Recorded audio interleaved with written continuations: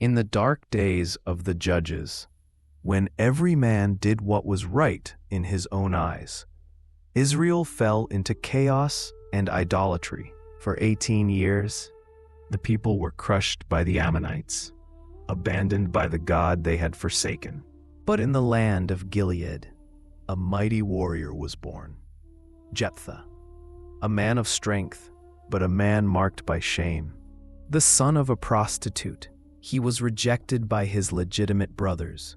"You shall not inherit in our father's house," they sneered.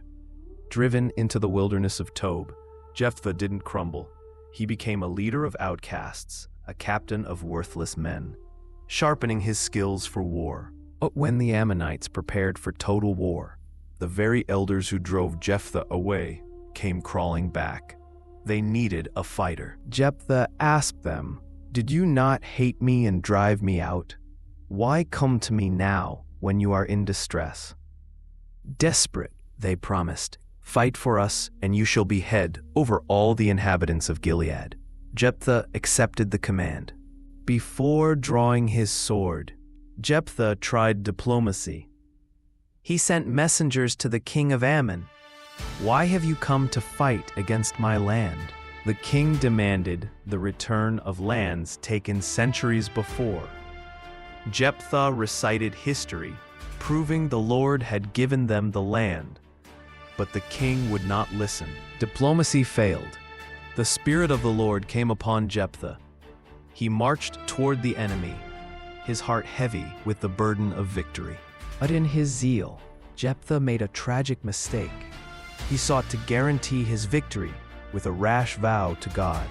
"If you will give the Ammonites into my hand," he vowed, "then whatever comes out from the doors of my house to meet me shall be the Lord's, and I will offer it up for a burnt offering." The battle was joined. From Aror to Minnith, Jephthah struck them down with a great blow. The Lord gave them into his hand. 20 cities fell. The Ammonites were subdued. Israel was saved. Jephthah was the hero of Gilead. Triumphant, he returned to his home in Mizpah. He expected a servant, or perhaps an animal, to greet him. But as the door opened, the sound of tambourines filled the air. It was his daughter, his only child. Beside her, he had neither son nor daughter. The victory song died in his throat.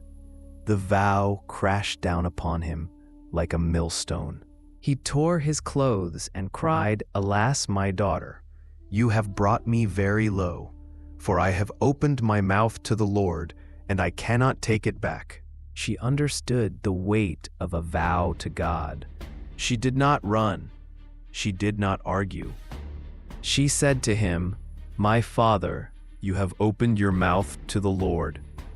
Do to me according to what has gone out of your mouth. For the Lord has avenged you of your enemies," she said, "a sacrifice of piety and tragedy." She made one request: "Let me alone 2 months, that I may go up and down on the mountains and weep for my virginity, I and my companions."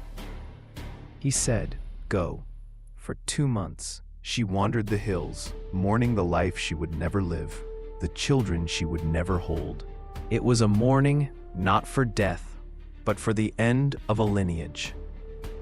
The extinction of Jephthah's hope for a future.